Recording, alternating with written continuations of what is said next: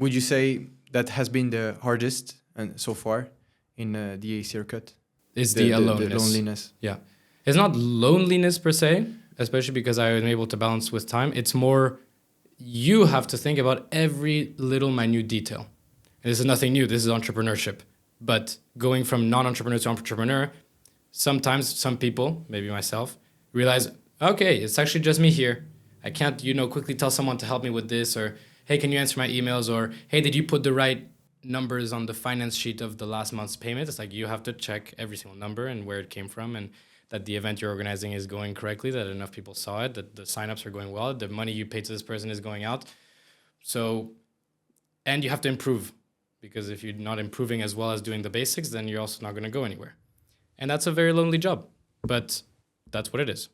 So it's exciting and it's your idea, but you have to be like, it's just me here. I think as we were speaking before the recording started, there is this phase where at the beginning you're alone because you're believing alone in your vision.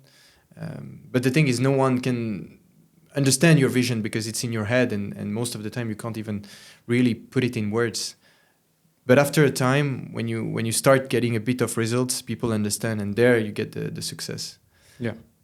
So maybe there is a phase again where you really have to go through hell, through the fire, and then it gets, let's say, easier because people understand, and then they're willing to help you. Yeah, and that going through the fire is, as we started this talk, is how to do it, or at least how I learned to do it in a completely professional, like full-time job type of way. And throwing myself into the fire helped a lot. It was probably the best part of it. So, yeah, get yourself to go through the fire. Absolutely. Would there be some philosophy that drives your life that can help with this suffering, with this hardships? If there is a frame that you see life and that gets a bit easier? One aspect of myself that I think is one of my strongest is optimism. Often people say, be pessimistic so that if it turns out well, you'll be even more surprised. And if it turns out bad, well, then you knew it. But I think optimism is a super youthful feeling, because when you're optimistic about stuff, then you can only visualize things turning out well. And if things turn out bad, then you have more stuff to figure out. But then if you think positively in the best possible case scenario, then you're doing everything to get to that place. And optimism stops you from getting mad about stupid things. It stops you from getting annoyed when things outside of your control go wrong.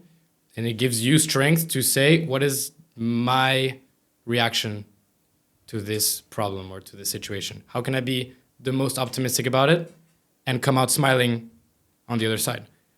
And I think it's good to keep being optimistic and to teach people in general to be optimistic about stuff. And especially out in today's world, we have enough pessimism going on. So if you can be the one optimistic voice in the room or the one optimistic thought in your head, then that's going to go much further than any pessimism can bring you. But would it mean that you expect something, you always expect things to go well when you take a bet on anything? You take a bet. Entrepreneurship is about taking some bets, and you expect that it will go well, or because I have this paradox where, I mean, it's a new perspective to say always be optimistic, because I prefer to be neutral or even pessimistic. Because then when I say, that's the Murphy's Law, things will necessarily go wrong or the way you think they will go wrong. And at least you're not disappointed. How do you manage this, the disappointment when things doesn't go your way with the optimistic perception of life?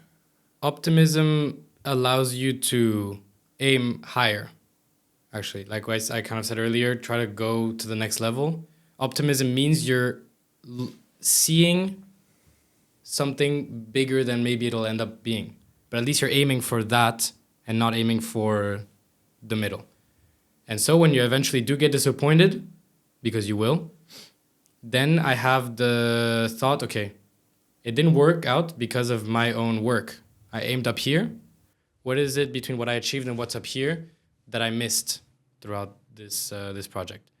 If an event doesn't sell out, I aimed for 40 people at the event and 10 come. Where are those 30 people? Then that gives you the space to analyze, how do we get those extra 30 people? If I had gone for the pessimistic approach, I would have gone for, okay, let's go for 5 or 10 people. And that's where you would have aimed at, and you would have reached your target, and perfect, then I can stay there. But if I aim for that, then it shows me, what am I missing then? How can I improve to get to those 40 people? What's missing? And I organized some pretty good events that, on an organizational perspective, worked, but from a marketing perspective, didn't. And so I learned a lot. Okay, maybe I can organize stuff and everything's good and the food is warm and arrives at the right time and everyone gets what they paid for. But why am I not getting the Instagram views that I thought? Why is this video that I edited not working out? And so it allows you that space to figure out why you got disappointed. And I'd rather be optimistic and think that I'm going to do great than just aim for the minimum and see what happens. That's my mentality on this. So when you fail, it happens to everyone every time. You make sure you analyze really what you did wrong and what you could improve. That's a big part of your go-to. Yeah, you'll have holes in your strategy when you start anything, because you started with an imperfect idea, and you'll quickly realize that the world responds to it in different ways that maybe you didn't expect. So you gotta be prepared to adjust your scope and adjust the way you do things, and figure out what is that gap. Why is that gap between what I thought was going to happen and what actually happened there? Is it that I need to improve my marketing? Is it that I need to improve my communication? Is it that my idea is not targeted at the right people? Is it that, et cetera, et cetera? And so you'll have a lot of that space where this didn't work. Why?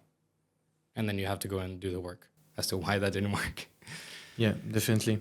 But it's so interesting because if I look at myself and maybe people can relate, but when I fail, oftentimes I take it very personally. Maybe it's a part of ego, but I take it so personally, and sometimes it's very hard to get into that and say, okay, no, you're just human. You're not perfect. You're not a genius, and so you have this capacity to detach yourself from the failure, and there is Nicolas, and there is the failure. Because that's what seems to be the case when you say, okay, I just analyze and very very rational and. Yeah, I wouldn't say this has been me forever. I think I've had to also learn a bit this thought, because I 100% took things personally when it didn't work. I think today still there are some things that I take personally if they don't work, and it's something that I need to learn. I'm not sure how much of this is the right mentality or not. I've definitely learned how to separate those things, but I took things personally for sure, and that's okay. You just have to learn, what was in your control at that point. What could I have as a person done better to make the result go out?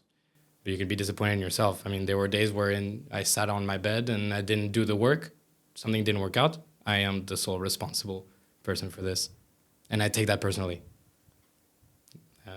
Or someone doesn't like my idea at first, I take it personally. How could he think that my event was not going to work out? But he is a person, I am a person. Yeah, separate a bit those concepts. Still working on it, but it's okay to take things personally when they go wrong. Just another point of improvement. Why do you take them personally? Would you share a big failure that you had recently or throughout the past few years? The first big failure was at the Dolder Grant, when I realized that I wasn't at the level they expected of me at the first few months. It had to do with the fact that I was still learning German. There were things I couldn't understand that they were telling me. There was a level of responsibility that I wasn't taking. I should have taken more notes to make sure I didn't forget anything. There were days that, as the leader of the event, I forgot something important, and that looks really bad on you, on your boss, on everyone that's working in your team, on the organizer. And for many months, I thought, I'm actually too stupid for this job. I can't do it. So that was a big failure, and that was also a moment where I was like, okay, why is this happening? What part of myself do I need to improve for this to stop happening, for me to keep failing? And when you do multiple events back to back to back to back, you're not going to improve from one day to the next. So it was, I failed something in this event. I failed something in this event. I forgot something on this event, etc., etc. You feel drawn. You feel, yeah, definitely. And that can go on for multiple months. I had a lot of super long shifts, a lot of over hours, and you kind of start going crazy. So you need to go through failure in a way to also get to the top, or to get to the next step. And it just happens. So that was my first big failure. And the next one, I guess, is kind of a daily thing. Is okay, now that I've done 2 events, I thought I would do this well in these events financially, let's say, but then they don't end up giving out as much money as you thought. Or maybe you even have to pay some of it from your own pocket. That is a failure in my book, because you threw an event that made you lose money. Usually not how you should be doing events. Okay, what happened? What did I do wrong in my planning for this to go this way? How can I, in the next event, reduce costs here and there, or how? And so I still would say that I haven't fully reached event success. I feel like I can still give much more. I feel like I can still film up more people coming to the events, and I can still make more money. I just haven't gotten there yet. So it's a constant progress. Okay, these 2 turned out this way. That was bad from this. That was good from this. Let's keep going. And it's actually what every entrepreneurial person has to go through, is the failures. Every single person says it. So now that I'm going through it, I can just be like, well, I guess this is where I'm supposed to be.